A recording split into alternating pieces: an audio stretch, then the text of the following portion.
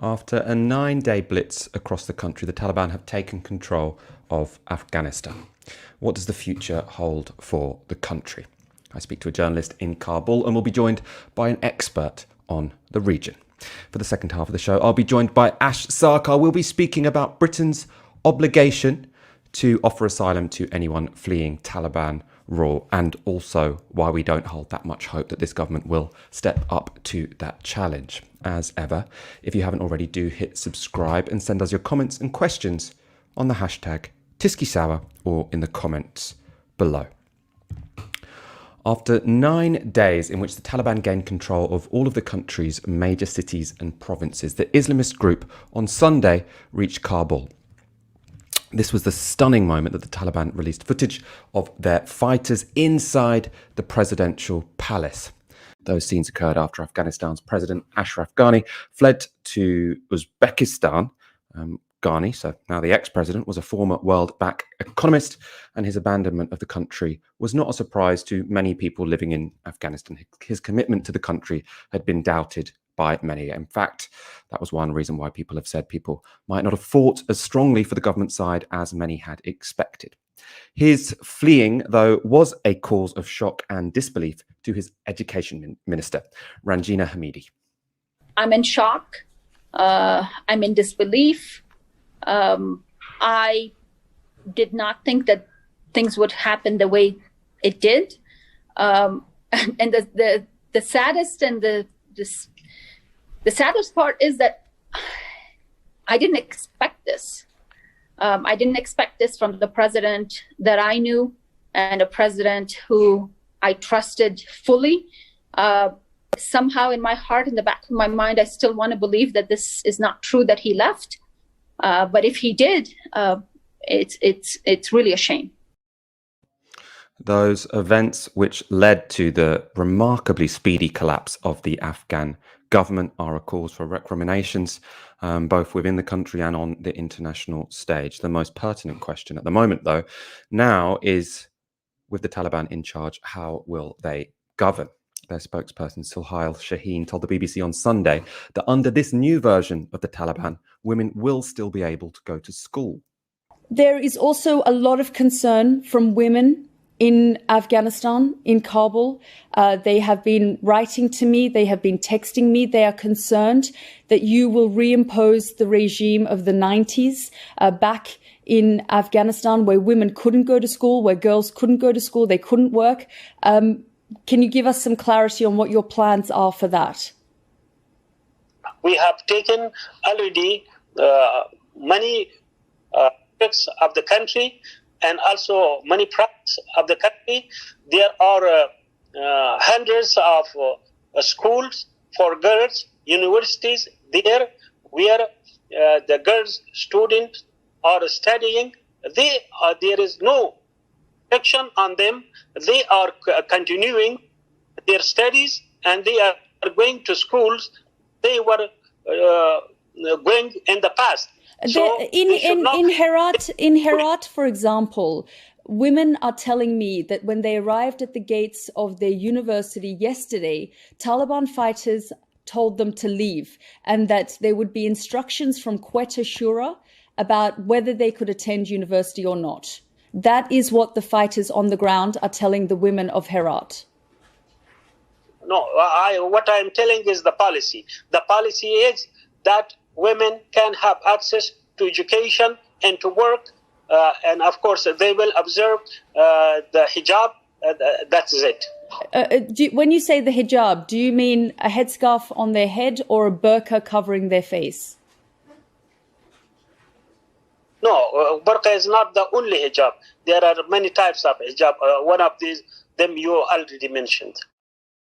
Those words might sound somewhat reassuring. That's when compared to the Taliban's rule in the 1990s. Obviously, no one should condone women being forced to wear anything. But in terms of the differences between what the Taliban did in the 1990s and what they're pledging to do now, not everyone is convinced. This is Afghan teacher and human rights activist Pashtana Durrana speaking to the BBC. So what they say and what they are putting in practice, they are two different things. Girls in Herat, they were not able to go to their universities. Girls in Kandahar, they were asked to go to their home, and their male relatives were asked to fill in for their positions in the bank. So what they are saying, of course, they are looking for legitimacy from all these different countries to be accepted as, like, the legitimate government of Afghanistan. But then at the same time, what are they doing in practice? Either they don't have a control on their foot soldiers, or B, they really want the legitimacy, but they are not willing to do the work. Those are two different things. I don't think so. They are pretty much like, every time they talk about women rights, they're being very vague about it. What sort of women rights are we talking about? The mobility rights, the socializing rights, their political rights, their representative rights, their voting rights. Are all these acceptable to you, or or are few acceptable to you? At the same time, what about women representation? How are women going to talk to the Taliban government? Why aren't there any women in your government to talk to the Afghan women? And apart from that, educational rights. If Afghan girls are going to go to school, can they continue with their educational curriculum, the same general education curriculum, or are they talking about just Islamic studies that every Afghan does anyways? So it's a lot of different vague and confusing statements coming from them, but they don't have any solid plan, or they haven't said it up until now. So I wouldn't trust them on this one. We said earlier you're in a secret location because you fear for your life. It's clearly not stopping you speaking out, though.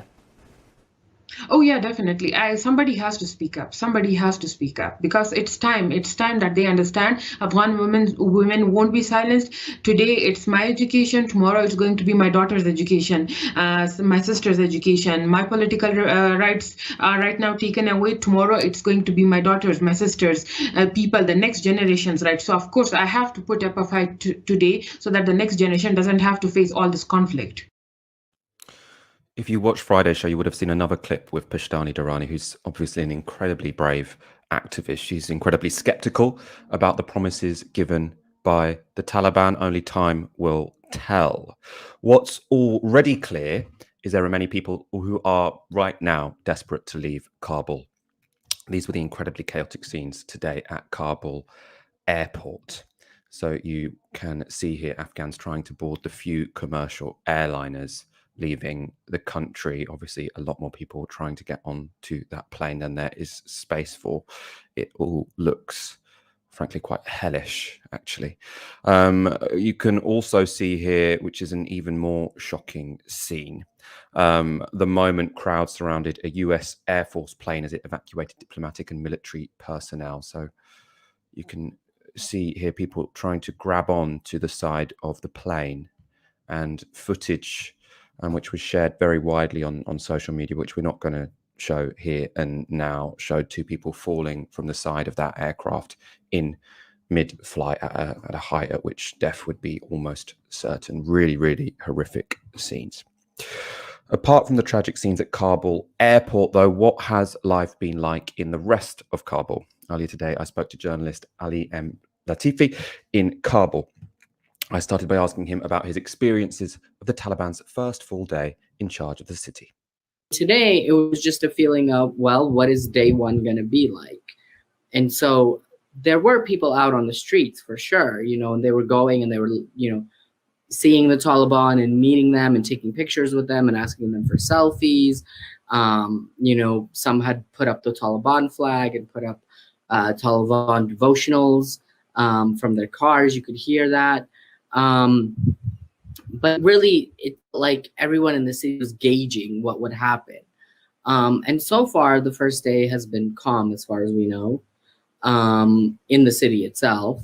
And the Taliban have so far kept to their word, based on all accounts. So people right now, I think, are just being cautiously, if not optimistic, cautiously, they're just being cautious, They don't want to be in a situation where, if the Taliban does go back on its word, that they're somehow caught in that.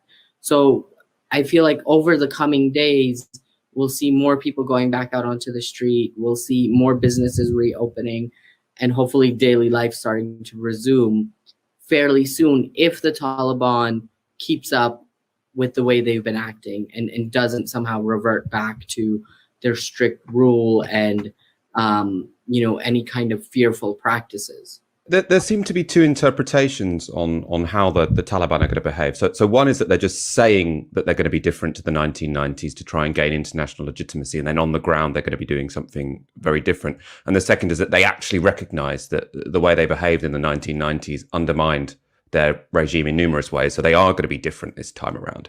What point do you think we'll know which one of those is correct? I don't think we should believe them flat out. We can give them a chance, a cautious chance, and hope that they have changed, but be very cognizant and be very vigilant for any kinds of infractions or anything that would show that they're going against their word, so that it doesn't somehow become much bigger. And I think the Taliban has to give us reason to believe them. So the only way people will believe them is if things continue the way they have been so far, which is to say that they've been fairly normal and fairly hands-off with people. If that continues, then yeah, people will slowly start to believe them. But whether or not people believe them is as much on them as it is on us.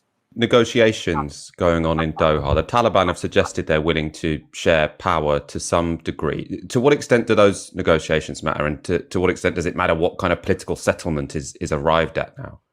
I think those negotiations will be very important and very telling, because that's one of the other things that sort of gave people a sense of calm yesterday, was these lists that were being passed around of possible government structures, and the fact that it included, political figures from the last 20 years, from the last 40 years, who have roots in, the Kingdom times and in the First Republic times and in the last 20 years.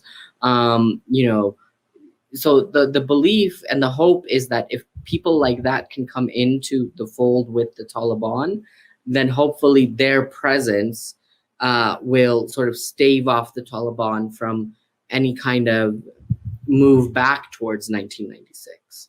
We've been seeing images today, horrific images of people trying to cling onto the side of US Air Force planes with tragic consequences. How many people at this point do you think are planning to leave Afghanistan because the Taliban have entered? Or do you think people are more waiting and seeing how they end up governing? What's going on in terms of people wanting to leave is a few things.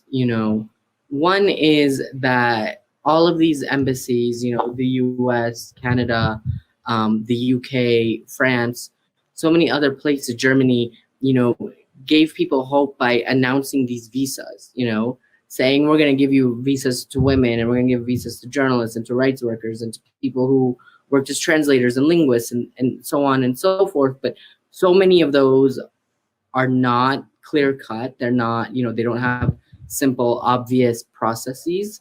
And so that means a lot of people were left behind, and a lot of people were also sold a false hope because they didn't realize, what a lot of the fine print of these things entailed. And they also didn't know that for a lot of these potential visas, getting in contact with the respective embassy would be extremely difficult.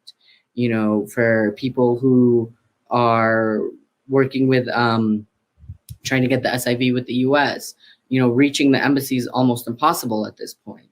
And then the requirements, you have to know exactly when you worked for some kind of a project or a company that was funded by one of these countries. You have to have, contacts with people who would be willing to write letters to vouch for you. And, for a lot of people, that can be really difficult because they may have not, worked in these places for a long time. So there's that issue. And then there's also just the issue of, people so afraid that the Taliban will revert to the way they were, that they're just looking for a way out, that they just need a way out. And so for whatever reason, they felt like maybe if we just show up at the airport, these airlines in the US and the UK, which essentially control the airport at this point, will feel sorry for us and take us on board. And that's not what's happening at all. What's happening is 1,000 people show up to get on a 300-person, local airline going to Istanbul, or where you see horrendous video footage of, men grabbing onto wings and tires of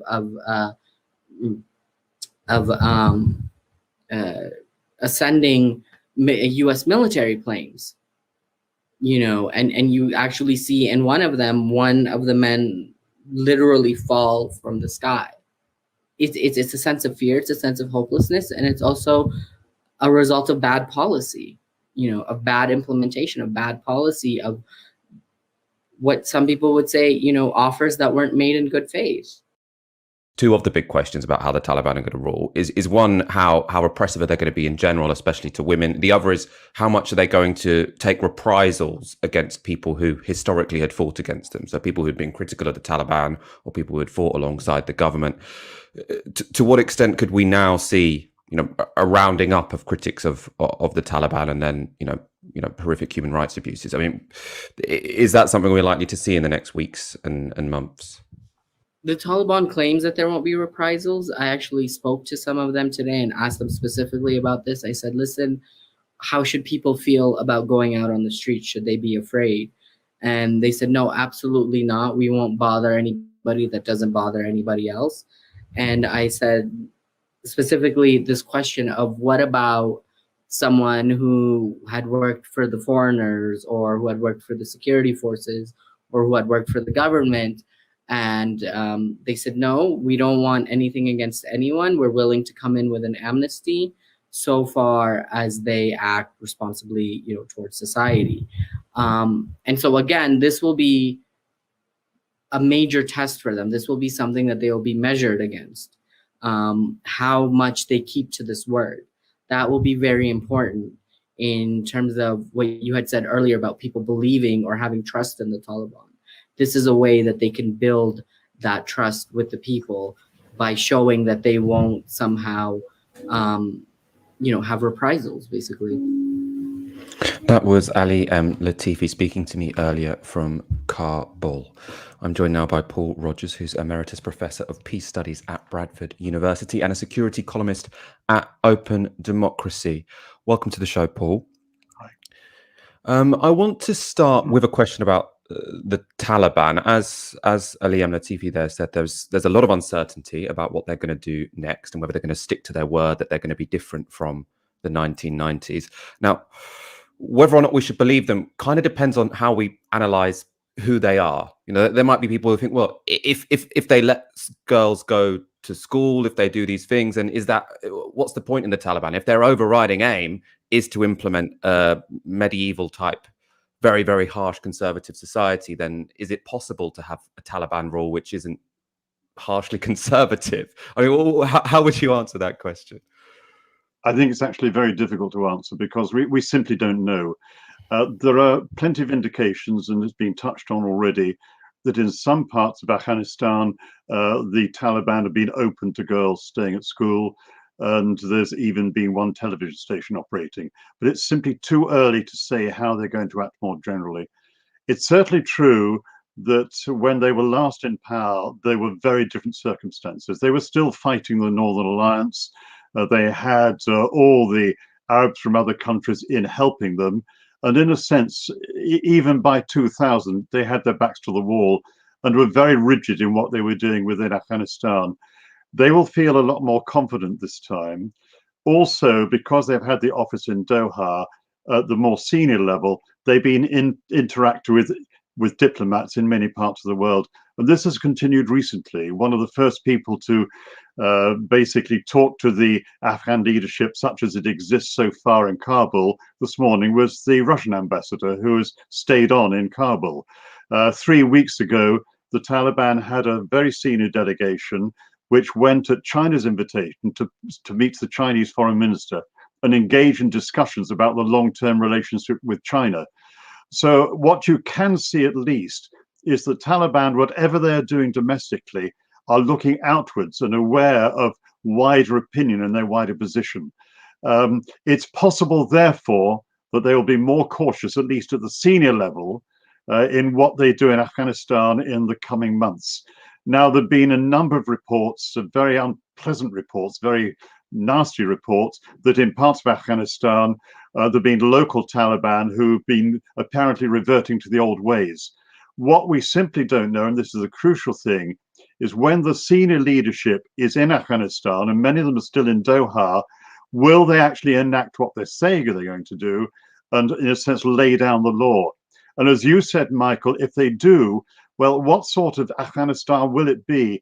It would not be the Afghanistan in the kind of tradition that the Taliban seemed to want, a kind of medieval situation. You could argue that, in fact, some Islamic republics are pretty close to Islamists. Saudi Arabia, for example, which is both sort of early 21st century and, well, maybe 18th century as well. And what I'm saying is we simply don't know, but the situation now is different to the situation 20 years ago. And there's maybe a chance that things will be rather better. But I'm bound to say only time will tell. Maybe a month or two we'll have a clearer idea. And what will determine which one of those come out? Obviously, there's the intentions of the Taliban, which it's quite difficult to ascertain at this point. But there's also, as you say, international pressure, and then potentially internal opposition. Of those two sort of determinants of what the Taliban might decide, international pressure and domestic pressure, what do you think will be more important? Will domestic pressure matter at all?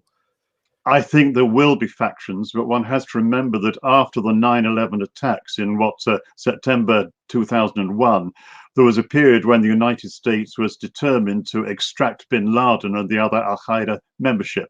There were indications then that even at that time, the Taliban constituted something of a coalition of different views, and that some elements may well have been willing to give bin Laden up. We're still unsure about the detail of that, and there are indications that, in fact, the Americans would not want to have gone for it because they wanted to go to war anyway. But that's controversial in both senses. But what it does mean is even at that time, there were differences within the movements. I've no doubt at all, you're absolutely right, there are many differences now. What does seem to change, though, and I think might possibly tip the balance, and I've got to be really cautious here, is the relationship with the outside world. Particularly, I would suspect, the interest of several regional countries.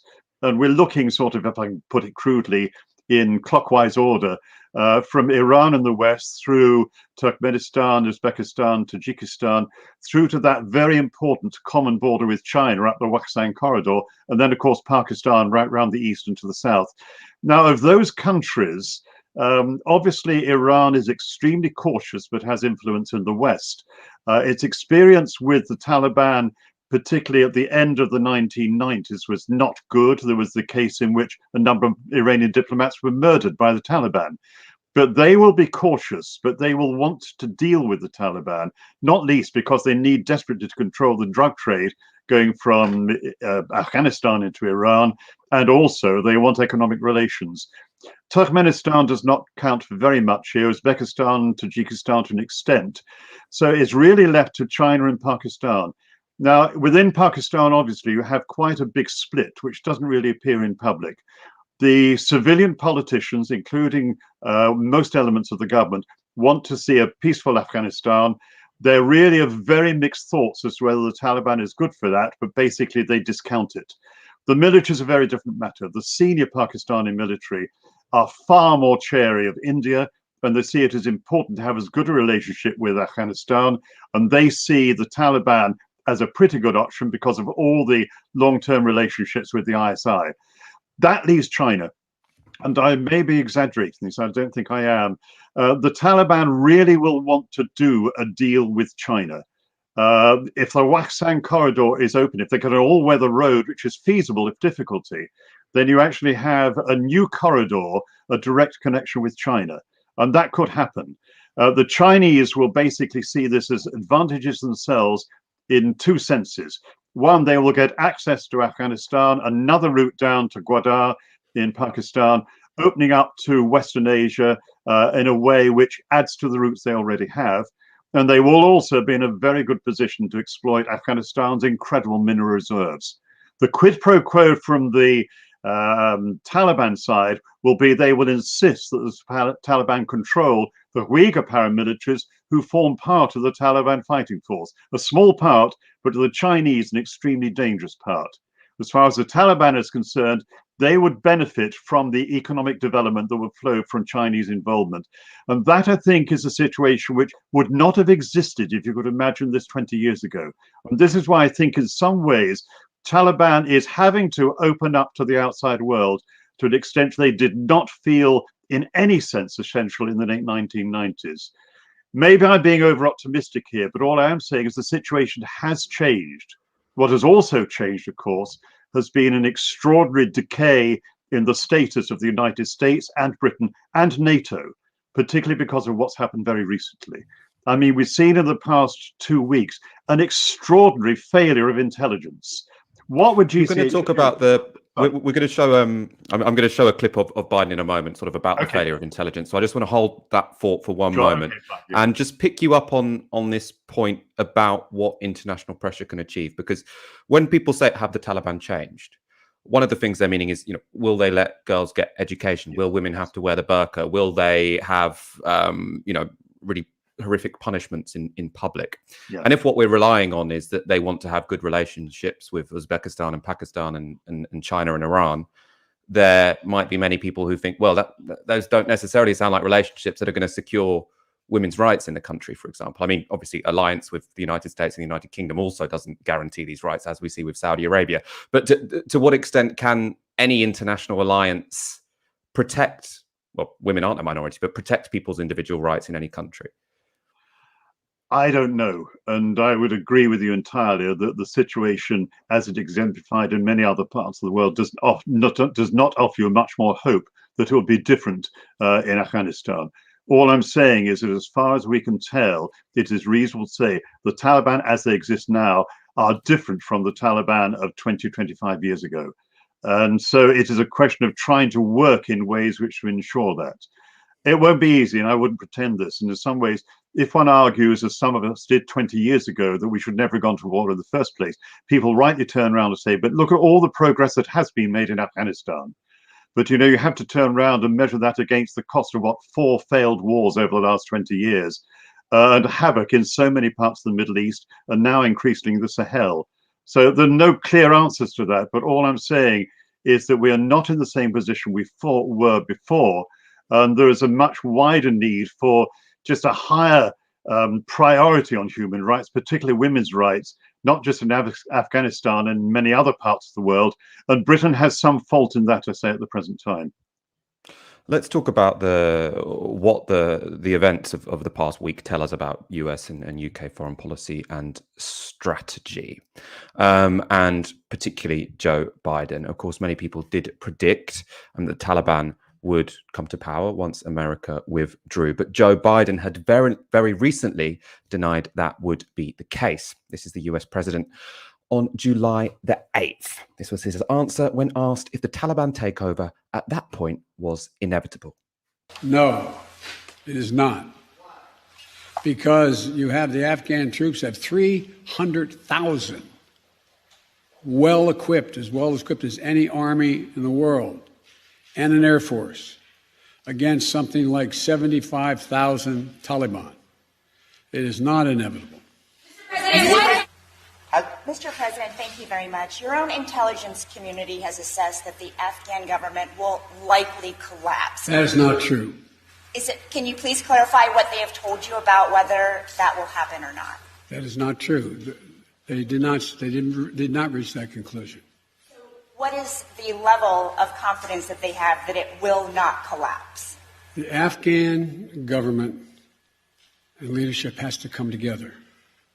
They clearly have the capacity to sustain the government in place. And do you see any parallels between this withdrawal and what happened in Vietnam, with some people feeling... None whatsoever. Zero. What you had entire brigades breaking through the gates of our embassy. 6, if I'm not mistaken. The Taliban is not the North Vietnamese army. They're not remotely comparable in terms of capability. There's going to be no circumstance where you see people being lifted off the roof of a embassy of the United States from Afghanistan. It is not at all comparable. So the question now is, where do they go from here? That the jury is still out. But the likelihood there's going to be the Taliban overrunning everything and owning the whole country is highly unlikely. Now, that is not an answer that will go down particularly well in the history books. Obviously, Joe Biden was 100% wrong about the Taliban 100% taking over the country. Perhaps most embarrassingly for Joe Biden, he said there would be no circumstances where helicopters evacuated people from the US embassy, as happened in South Vietnam. These were the scenes streamed across the world on news channels yesterday. So this is coming in from, it's just done some loops around the territory at a higher altitude, and now it's coming into land at the US Embassy. Earlier we had and there's another one taking off to my left, if we just pan over here, Saludin, and we see... So Charlotte, one assumes that is the evacuation process ongoing, that what we're looking at in terms of helicopters, is that right? Yeah, what you're looking at, we've just had 2 more helicopters take off from the US Embassy, and this is how they're ferrying people back and forward. And then we have, I can see 4 in total. These ones heading directly for the airport now. So helicopters were needed to evacuate people from the US embassy. What's your take on this? Was this a failure of intelligence on the part of the Americans, or did they, kind of know what would happen or have a suspicion it would happen, but didn't want to admit it? I suspect it was the latter. Overall, I mean, the comments that Biden made only 5 weeks ago about the Afghan army, anybody who knew anything about the military situation in Afghanistan would have known that was nonsense. Yes, technically there were 300,000 people in the army and the armed police force. The levels of ability were really very low, but more than that, morale was appalling. The Afghan army has suffered many thousands of deaths over the last 5 years in fighting the Taliban. The equipment has not been readily available at the right time in the right place, and there have been many other problems for the army itself. Now, whether you can blame the longer-term training they've had from the Americans and from the British were running the major staff college, whether you can blame corruption within Afghanistan, who can say? But certainly it may well have been more the latter. But the army was not in a fit state to maintain control of the country for a long time. Now, I must admit, when I was doing talks about this, interviews 4 or 5 weeks ago, I thought it was possible that Kabul might stay in government hands through the winter. I thought it was also possible, probably more likely, that Kabul would fall before the winter came on. The pace at which the change has happened has been, in a sense, what could have been an intelligence failure. I mean, how was it that for Britain, with all his experience of Afghanistan, training the army and the rest, GCHQ, the massive defense intelligence system in the MOD, and MI6 all failed to warn even 2 weeks ago what was happening? Or maybe they did and the government didn't take any notice. But there are certainly very big questions to answer there, which might at least have made this changeover and the terrible events of the last 48 hours less likely. But going back to Biden, obviously the state of opinion in the United States, as one understands it, 2 or 3 months ago, was an overwhelming feeling of let's get out of there. Biden obviously been determined for 10 years or more that Afghanistan was the bad war. You go back to Obama's time when he came in 2008, he had decided in that campaign that Iraq was the bad war, the Americans withdrew. In fact, Afghanistan was one related directly to 9/11, and in a sense, the Americans would stay there. But Biden, even when he was vice president, was dubious about that. And that's been basically a thing which, to be fair to him, he's held for a long time. But the events of the last few months, I think, have been absolutely disastrous for the Biden administration, even though it was Trump who decided to get out and agreed to a completion date. The way that Biden has kept to that, either he was very badly advised or else it was a terrible error on his part. But I'm afraid the consequences are going to be serious for him personally and for the Democrat administration for some time to come.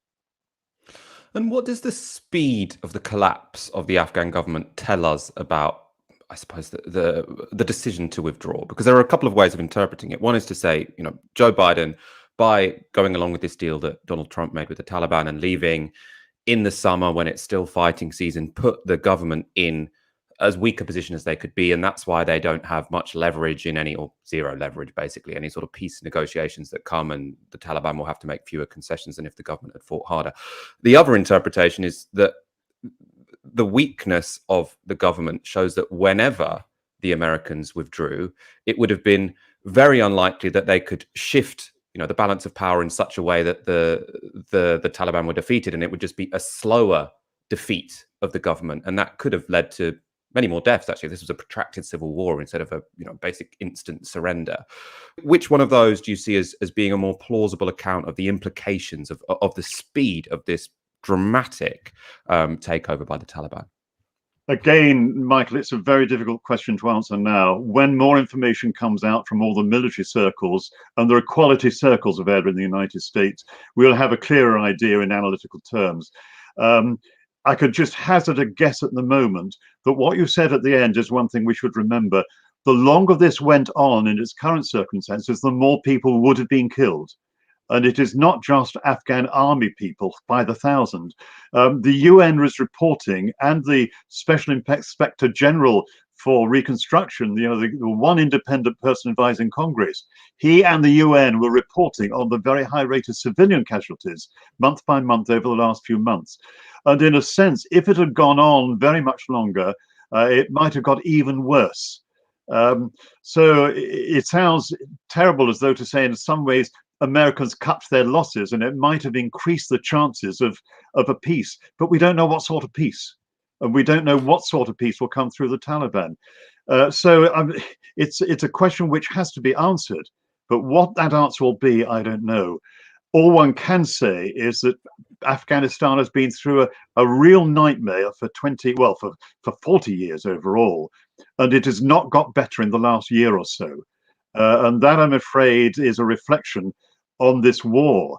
And when you take in what has happened in Iraq against ISIS, and also, of course, in Libya, and what is now happening across the Sahel, then we are not in any way out of the woods, and there has to be some incredibly serious rethinking of what we even mean by security. We haven't even begun to talk how this interacts with a world where you're moving into an era of climate breakdown. These are international issues of which Afghanistan seems to be small, but it's actually part of a much wider issue, I'm afraid. I've just got one audience question I want to ask you finally. This is from Tado Cantwell with €10. Thank you very much. How does the presence of Shia in Western Afghanistan impact on how Iran deals with the Taliban? The Iranians will be watching this very carefully. In fact, if you go towards the western part of Afghanistan, particularly Herat and the area around that, there is a substantial Shia minority. There is also, of course, somewhere in a session overlapping with that, the Hazara minority, which are essentially of a Shia outlook. There are about 2 million of them, including quite a lot in Afghanistan. They are hugely concerned about any serious impact that ISIS may have. You remember there was that terrible bombing of a girls' school, which was essentially Hazara school, just a few months ago, which was probably laid at the door of ISIS factions, probably rightly. And that killed, I think, 60 or more young girls. What the Hazara have done, in fact, is form their own kinds of militias, probably in Kabul, but in the areas in which they live more towards the west of Afghanistan. And they, in a sense, can offer a kind of resistance if the Taliban are prepared to go for the Shia. So in other words, it is not just the Iranians across the border with whom the Afghans do have to deal, the Taliban have to deal. It is also minorities within Afghanistan. So you hope, and I'm afraid I can't say more than that, that Taliban leaders will see the sense in avoiding this kind of interconfessional conflict. Because if that adds to all the problems they already have with the many factions, then essentially Afghanistan is going to stay a very unstable country. Paul Rogers, thank you so much for your time and insight this evening. If you do want to read more from Paul Rogers, the fourth edition of his book, Losing Control, Global Security in the 21st Century, has just been released by Pluto Press. He also recently did a great podcast with Politics Theory, other friends of Novara Media. So you can go check that out. I do recommend it. We do have a couple of donations. Thank you from Mac Main and Dan Smith. And Paul Taylor says the events in Afghanistan are the ultimate failure of regime change. I think that's a fairly astute analysis, quite difficult to argue with. Ash, we are going to talk about one topic in particular in a moment, which is Britain's responsibility to give asylum, give refuge to people fleeing the Taliban. First of all, though, I just wanted to bring you in, I suppose, for some general commentary on what we've been talking about, and I suppose especially how the events of the weekend has played out in sort of British political discourse. You've got one group of people saying this means Biden shouldn't have withdrawn. They're saying this is what you get when Stop the War coalitions say that you should get the troops out. It means Taliban rule. And then on the other side, you've got people, mainly from the left, saying this shows the regime change was always going to be a failure, as Paul Taylor says in the comments. What's your interpretation of that debate that's going on? So I think that anyone who's trying to sell you one simple answer is probably talking a load of fraff and lying to you. It is true that the withdrawal could probably have been managed in a better way, in a way which secured some kind of political settlement between the Afghan government and the Taliban first, and also secured safe passage and the ability for Afghans who need to flee to evacuate safely. All right, those things were possible. It didn't happen. But the seeds of that crisis were really planted by Joe Biden's predecessor, Donald Trump, who boasted that he was bringing all of the troops out. The deal struck with the Taliban had a hard date for American withdrawal. And what that meant was you had the morale start to crumble. So you have this tremendously ill-prepared Afghan army. And there are reports that there were nowhere near as many soldiers as were reported, that there were as many as 200,000 ghost soldiers, so soldiers who were on the books but didn't actually exist in reality. So there are far fewer of them than the Americans would have liked to believe. They were struggling without proper food supplies or adequate air support. And you also had all kinds of regional and local deals being struck by governors with the Taliban, right, in order to make governance possible. Over the last couple of years, you've had an increase in numbers of contested districts with the Taliban. So you had the government control of Afghanistan fall from about 75% to now what we're seeing, which is basically nothing. And so this is something which I think has a longer durée than Joe Biden's presidency, though obviously the manner of the withdrawal was so poorly managed that it has endangered thousands, if not more, of Afghan lives and thrown them upon the mercy of the Taliban in the hope that a degree of normalized diplomatic relations after the Taliban presence in Doha might stay their hand somewhat. So there are complicated reasons for why this has been so bad. It's not simply due to Joe Biden, but I do think that there is something, I think, as the previous guest has mentioned, about Joe Biden's attitude, which is for a long time now, he has perhaps entertained the notion of just get out. Nixon was able to survive helicopters off the roof of Saigon, so it doesn't really matter how bad this becomes. It's not going to become a domestic issue for me. So I think that there is something longer term about his thinking, which has led us to the place where we are. There's one thing which I find really, really distasteful, is this blame on the failure of liberal interventionism on the people who opposed it in the first place. The people who were against the war in Afghanistan, some of them were motivated by a commitment to pacifism, which is a legitimate political opinion, but also lots of people had studied their history and said, well, hang on, foreign occupations of Afghanistan don't tend to go well. This is also a country which has been ravaged by that point by decades of warfare, which had killed millions of Afghans and also decimated the kinds of civil society institutions that you need to be able to rely on when it comes to the project of nation building, of state building. All that the billions and billions of American dollars poured into reconstruction had achieved was a mirage of a state. It didn't have particularly deep roots, and certainly not outside the cities.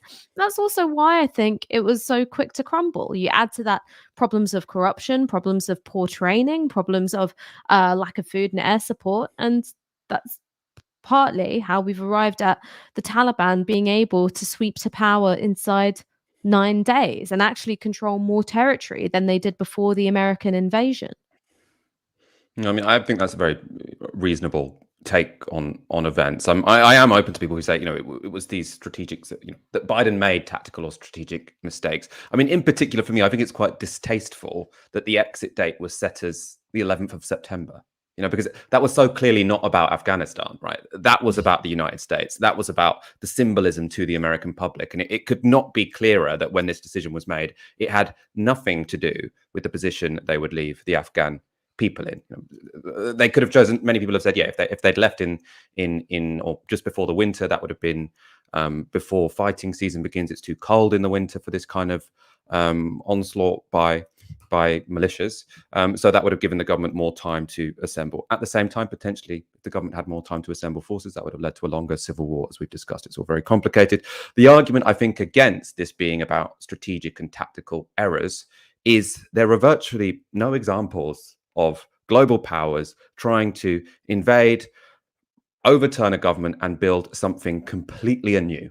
Not on the basis of the society that already existed there. And so just dumping a liberal society in Afghanistan by a big global power, I think whatever decisions were made over the next year, 2 years, decade, I can't see a vastly different result emerging. Let's go to our final segment of the show. The Taliban takeover of Afghanistan is likely to cause a refugee crisis in the region. We've already witnessed chaotic and tragic scenes at Kabul airport as many people who fear Taliban rule have attempted to flee. You can see here people desperately trying to board one of the few commercial airlines. That is obviously going to be just one small subsection of the people who are terrified of Taliban rule because of I suppose, who they may have supported politically in the past, their gender identity, whether or not they want to live in a regime where education and rights for women is, at best, incredibly vulnerable. These images will, of course, shock everyone for a long time to come. People trying to board a US Air Force plane evacuating military and diplomatic personnel. People fell off the plane and tragically died. Really, really, really horrific stuff. For those who do manage to leave the country, the next challenge is getting accepted somewhere, getting accepted in a safe country and getting refugee status. As in most refugee crises, the majority of those fleeing will move to neighbouring countries, something which is not often spoken about in Europe when we say, why are they all coming here? They're not, by the way. However, clearly the West should play a role. It should be offering to take in lots of refugees from Afghanistan, especially as it is incredibly implicated on so many levels in what's going on there at the moment. Canada is the one Western country that I think is been the only one to commit to numbers. They're going to grant 20,000 Afghans asylum. For their part, the UK has committed to accept those Afghans which have worked for the British Armed Forces, particularly things like translators or local fixers. UK Defence Secretary Ben Wallace spoke emotionally about that group today. Secretary of State, when do you imagine the time will be that will be the last man or woman standing? When do you hope to have full evacuation? Our timescales plan on August the 31st for the evacuation of all the people that we would have said was in the hopper, those people that are passing or have passed security checks, those people that are effectively have a ticket to ride, and indeed get out the 3 cohorts that I think I told you about last week, which were entitled personnel, British passport holders, British officials, and indeed then obviously all those Afghans. And I think to be clear to your listeners, we are only now in Afghanistan and have been for the last 2 weeks to process those people. We're not in it for, we're not doing other diplomatic functions. We are simply there to process all those British passport holders and all those people we have an obligation to. And, our men and women of our armed forces are risking their lives in doing that, but that is the right thing to do. They've risked their lives the last 20 years. At the very least, our obligation has to be as many of these people through the pipeline as possible. But I think I also said, and it's a really deep part of regret for me, that some people won't get back. Some people won't get back. And we will have to do our best in third countries to process those people. Why do you feel it so personally, Mr. Wallace? Because I'm a soldier. Because it's sad, and the West has done what it's done. And we have to do our very best, Nick, to get people out and stand by our obligations. And 20 years of sacrifice is what it is. And that clip was obviously widely shared because Ben Wallace became so emotional in it. And it is novel to see Tories have genuine emotion. It's also obvious why Britain has a particular obligation to those who worked for the British Armed Forces. They will be in harm's way precisely because they worked for the British. There's also a practical question here. It's going to be very difficult for the British to get people to work for them in other war zones. Hopefully we won't do any expeditionary wars in a while, but if there were to be one, it'd be very difficult to get people to work for the British Army if the last lot who were employed by them then got slaughtered by whoever replaced them when they left. The commitment from the UK, though, does not deserve our praise. Last week, the government said about 2,000 Afghan people we have an obligation to would be transported to the UK. That's joining around 3,000 who have already been taken out of the country. For some perspective, there are 38 million people that live in Afghanistan. Committing to rehoming 5,000 of them is a complete joke. The government do say that more information will be coming with regards to Afghans who don't work for the British. But here, recent history shouldn't give us much cause for hope. The Syrian civil war was the biggest refugee crisis of the last decade. This map shows some of the top recipient countries. These numbers are as of 2017. You can see by then Canada had rehomed 54,000 Syrian refugees. The United States, 33,000. Actually, that's a very pathetic figure. Germany, 530,000. Sweden, 110,000. And then those countries who accept the most, as I say, they are the ones which are in the region, the neighbors of Syria in this case. So it was Turkey with 3.4 million people, Lebanon with 1 million people. That's with a population of 7 million people. So you can see how much they contributed in that sense. Britain is not on that map. There's no arrow pointing to it, and that's because the figure is so pathetic. The UK rehomed 23,000 people from the Syrian refugee crisis. Now, compared to our population, that's just completely pathetic. Some of the numbers have actually increased from the ones shown on this map. So Sweden, there are now 173,000 Syrians living there. In Germany, it's 788,000. I will remind you the corresponding figure for the UK is 23,000. Ash, do you hold out any hope that Britain will take its international responsibility more seriously this time than it did the last major refugee crisis, which was in Eurasia? Look, there are some really straightforward policy solutions to dealing with the backlog of applications to come to the UK and come to a place of safety. One would be, rather than saying, well, you've got to process and make your applications while you are still either in Kabul or in a third country, a neighboring country, you say, come here, we deal with the paperwork later. And so that's why, yes, Ben Wallace was very emotional. But unless you're going to back that up with policy, and you are a member of this government, and unless you're going to put the pressure on Priti Patel and Boris Johnson directly to expedite the evacuation of these Afghan nationals, then who are your tears serving? Nobody but yourself, right? It's very, very indulgent to cry like that when a very simple policy solution isn't being pursued. There was also something which I found really troubling about some of the discourse around those terrible images we saw at Kabul airport of desperate people clinging to the sides of a departing military aircraft only to fall tragically to their deaths. And unfortunately, this is something which I saw not just from random troll accounts on Twitter, but also fairly well-regarded journalists, including someone who worked from the BBC, saying, well, why are they all men? Why are all the men fleeing? Shouldn't they stay and fight? They're cowards. They're leaving behind the women and the children. Now, what this fails to recognize is, one, there have been women and children caught up in the melee at Kabul airport. But two, it is most likely to be men who either worked assisting NATO or foreign organizations, or who may be perceived to have done so. So, of course, there are conflicting reports emerging from Afghanistan at the moment.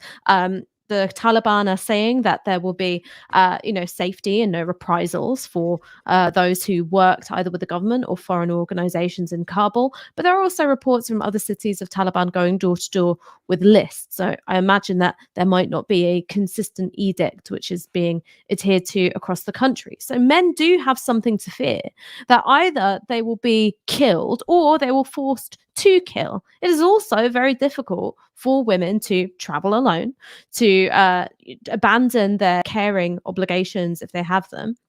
And that kind of accounts for this disparity. And what I can't bear is that when we've been greeted with these images of a human crisis, and it's a human crisis of our own creation, we could have mitigated against this almost every step of the way. That you have all these armchair hard men going, well, you know what I'd do? I'd simply, do a Rambo 4 and go pew, pew, pew, pew, pew with a machine gun on a Jeep or something. It's beyond a joke. And so I think that you've got these twin failures. One, in terms of the basic compassion and humanity, and the way in which I think, decades of anti-migrant sentiment has really curdled into this quite ugly and nasty view, particularly when you see young men fleeing a conflict where they will either be forced to kill or be killed themselves. And I think that is quite a common view amongst people in this country. And then you also have the systematic policy failures of the UK government when it comes to fulfilling its obligations towards the Afghan people. And one thing that I would like to just finish on is that you have had 2 Afghan resettlement schemes under this government. The new one only came in April, and it was better, it was a bit more generous than the one that came in before, but still it assessed whether or not people could make an application to come to the UK based on individual circumstances. And still, up to that point, you had, with Afghan asylum seekers in this country, people being deported to Kabul because the Home Office policy was that it is a safe city to be deported to. And those deportations have been taking place when it has been clear to anyone with eyes and ears that the situation in Afghanistan was destabilizing. It was highly likely that the Taliban would either be represented in some kind of power sharing agreement with the Afghan government or take it over entirely. So the Home Office has pursued and prioritized the hostile environment every step of the way, when it could have and it should have had a much more compassionate and humane policy. As I say, in terms of what the UK policy will be, it is uncertain. They say they will be releasing more documentation. I don't think we have much hope that it's going to be particularly generous. At the moment, though, if you are an Afghan and you want to find out how you might claim asylum in the UK, you're probably going to go to the government website. This is the relevant page. It says Afghanistan Country Policy and Information Notes from UK Visas and Immigration. Guidance issued by UK Visas and Immigration to make decision in asylum and human rights applications. This is what you might look on. Will I be qualified for, or will I qualify for asylum? Now, there's not much on this page. And when you look at the updates, you can see why. On the 16th of August, so today, the update to this page was the removal of all Afghanistan country policy and information notes, apart from medical and healthcare provision, December 2020. So if you look at that, you've got absolutely no idea whatsoever. And as I say, we await a policy from the government. What about the opposition? This was Keir Starmer speaking today. I don't think comparisons are necessarily helpful, but the situation in Afghanistan is shocking and it's tragic. We're seeing before our very eyes the unravelling of 20 years of progress and of huge sacrifice. And I appreciate that the decision to withdraw was not the government's decision alone, but I want the Prime Minister to step up to the plate, show some leadership and some urgency. We've got a United Nations Security Council meeting this afternoon. It's absolutely clear what the priorities have to be. That's the evacuation of UK nationals and eligible Afghans. It's ensuring a process for the safety of all of those that are remaining there, and an assertion of the human rights of everybody in Afghanistan, including women and girls, particularly women and girls, and an agreement about safe and legal routes for refugees, because it is inevitable there's going to be a refugee crisis coming out of this. Ash, was that statement up to scratch for you? You talked about, putting in place legal means for people to come to the UK. Was he hitting the right notes there? Look, it is obviously really important to expand safe and legal means for people to come to this country, but it's also really important to note that you don't have to come here through legal means in order to claim asylum. So, yes, expand those means, but also be realistic. There will be flows of irregular migrants to Europe, not as many as there will be in neighbouring countries. And what the UK should do and what the opposition leaders should do is go, actually, the priority is give people a place of safety. No ifs, no buts. That's that. One of the things that I think I found perhaps most lacking in what he had to say was talking about the protection of human rights, particularly the rights of women and girls in Afghanistan. The key question there is, well, how are you going to do that? Because maybe you can't play it both ways. Maybe you can't have sanctions. Maybe you can't say we're going to have no aid going to Afghanistan. We're not going to have any kinds of diplomatic relations at all, because then where is your leverage? Ultimately, both the US and the UK abandoned Afghanistan to the Taliban. That is what happened. And now this stage of play to go, oh, well, we really want you to protect human rights. Okay, how? How? What's your leverage? What are you offering here? And I think that that is a conversation that people, our politicians in this country aren't brave enough to have, because it would mean admitting their own deep failures of leadership and strategy, but also saying, you cannot then maintain this illusion of implacable enmity whilst also saying we want to put pressure to protect human rights, particularly the rights of women and girls. I mean, it's also worth noting, and I think, that statement was really neither here nor there. I'd like him to say commit to some numbers, for example. But it is worth noting and being, I suppose, alert to the fact that these resettlement schemes, which say will offer safe passage to discourage people traveling on these dangerous routes, which is obviously, it's rational on the face of it. That's a reasonable policy. But it has been used systematically by this government to basically say we have no obligation to accept refugees who arrive here of their own accord.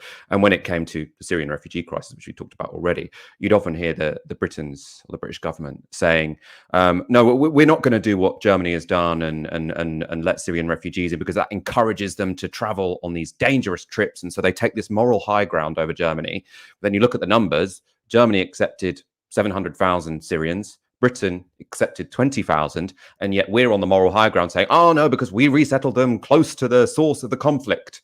Yes, and you only resettled 20,000. So these policies, they can make them sound nice and reasonable, but it's actually, tends to be just them covering up their own abdication of responsibility, essentially.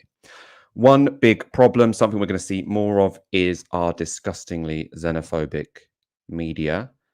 Trying to sort of stoke up fear of Afghans coming to this country. This was GB News this morning. I don't want to show you a clip of it. I'm just going to show you a screenshot of the tweet.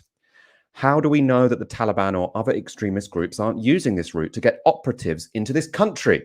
Nigel Farage gives his take on rising numbers of migrants crossing the channel. Now, as we've spoken about before, this was going out basically at exactly the same time that much of the world was looking at images of people falling from planes in the sky because they've been trying to cling on to military planes because they were so desperate to leave the country. At that moment, you've got Nigel Farage saying, oh, they're probably all the Taliban, right? This is completely designed to stoke fear.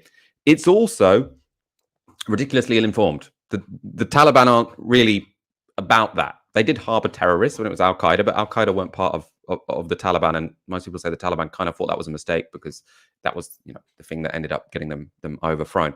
It's not like ISIS. This idea that the Taliban are like ISIS. ISIS did want to prompt terrorist attacks across the globe. That was a big part of their founding ideology. The Taliban aren't, right? They seem to be interested in putting in place what looks like it might be a pretty horrible regime in Afghanistan, but it doesn't look like they're going to plan any terrorist attacks. So this idea that they're going to be sneaking in terrorists across the channel or whatever, it's just nonsense. It's ill-informed. It shouldn't be published on any Ofcom regulated TV channel, and especially not on a day like today. I mean, Ash, I'm sure you're not surprised that this was broadcast on GB News, but it's pretty, really disgusting, isn't it? It's even more disgusting than I come to expect from that channel. It is disgusting, but this is exactly what Nigel Farage does. Don't you remember in the run-up to the 2016 referendum, that image of desperate asylum seekers, mostly male, all brown-skinned, and it was blazoned with the title Breaking Point. This is the classic Farage racism, which is take images of people who are in really abject, desperate situations and say these are people to be afraid of because look, they're men, they're brown, they're Muslim, which means obviously they want to come here to tear down everything you hold dear. Now, the bigger conversation about why are there so many people fleeing conflicts that the UK, the US, and NATO have had a role in stoking? Silence. Nothing to say there. Saying, well, hang on, aren't there easier ways to, expand safe and legal routes where you can then process paperwork when people are here in this country, can carry out checks, then silence. Nothing. All he's interested in is, quite frankly, stoking a very xenophobic and a very racist narrative to try and make sure that we don't act on our most human and compassionate instincts, which is see people to whom we have obligations because we have been part of an occupying force in their country for 20 years. We invaded, we promised a project of nation building. We've left them worse than when we turned up, that we have responsibilities to those people, right? That is the common sense thing. And in order to distract people and deflect them away from that common sense conclusion, Nigel Farage is hitting the big red racism button. And I imagine he won't be alone in this. This is going to be something that you start to hear more of in the Mail, in the Sun, perhaps even in the Spectator as well, the more legitimate face of racism and xenophobic nationalism. And this is going to be, I think, a rising drumbeat as we start to see the human cost, the cost of displaced peoples, start to reach Europe. I think that's very well put. This will be a huge issue, I'm sure, in the coming weeks and months. Needs to be fought against. I think you put that very well, Ash. Ash, it has been a pleasure speaking to you this Monday evening. Thank you so much for having me. I wish that the news was better, but it's not. It's not. We can't control that. Thank you, everyone, for your super chats tonight. We'll be back on Wednesday at 7 p.m, so make sure to hit subscribe. You've been watching Tiski Sour on Novara Media. Good night.